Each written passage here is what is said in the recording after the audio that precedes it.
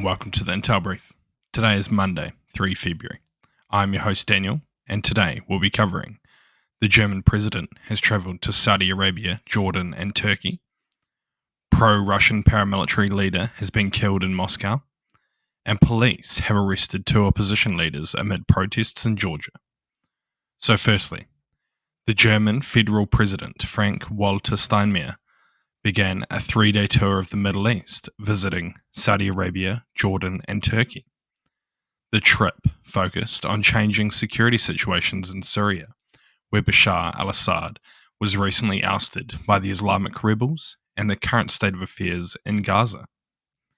Discussions will include humanitarian assistance for both regions, Iran's weakening position, and changes in US foreign policy under President Donald Trump. The trip was initially planned for November, but was postponed due to the collapse of the German ruling coalition.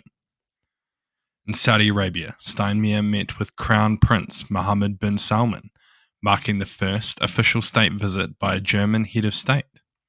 He will also visit Jordan to meet German soldiers at an airbase and discuss regional stability with King Abdullah II.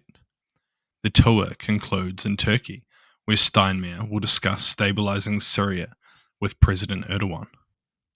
Steinmeier aims to articulate German interests in the region, but may face skepticism due to Germany's support for Israel against Hamas, which has strained relations with some Arab countries. So what? This seems like a positive move for Germany and the region.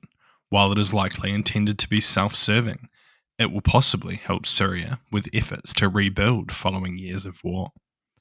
It is possible that one of the long-term goals for stabilizing Syria is to reduce the levels of immigration to Germany. This has become a significant political issue in Germany, leading to growing support for the AfD party, Germany's far-right party.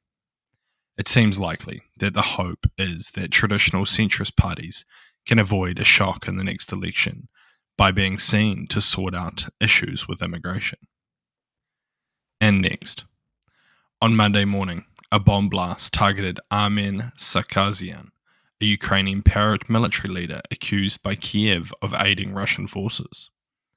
The explosion occurred as he entered the lobby of the Scarlet Sales apartment complex in Moscow, just 12 kilometers from the Kremlin.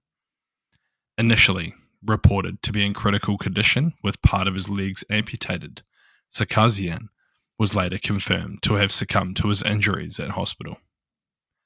Russian authorities are investigating the assassination, which they believe were carefully planned and ordered, and are working to identify those responsible. This incident is part of a series of assassinations and explosions in Russia since their invasion of Ukraine, and they're believed to be carried out by Ukrainian forces.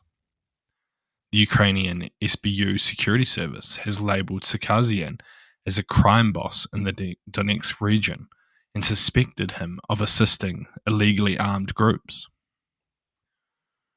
So what? It is highly likely that this attack was conducted by Ukraine.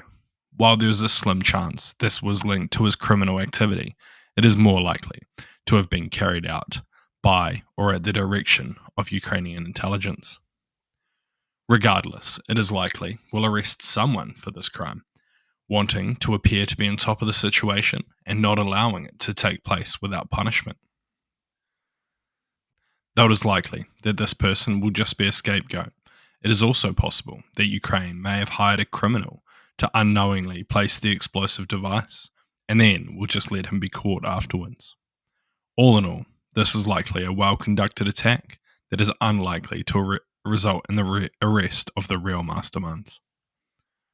And lastly, Georgian police have arrested 2 opposition leaders during a protest against the ruling Georgian Dream Party. The protests have erupted after the Prime Minister announced that Georgia would not seek EU membership talks before 2028. EU Foreign Policy Chief condemned the attacks as crackdown on protests, journalists and politicians continue, expressing support for the Georgian people's fight for freedom and democracy.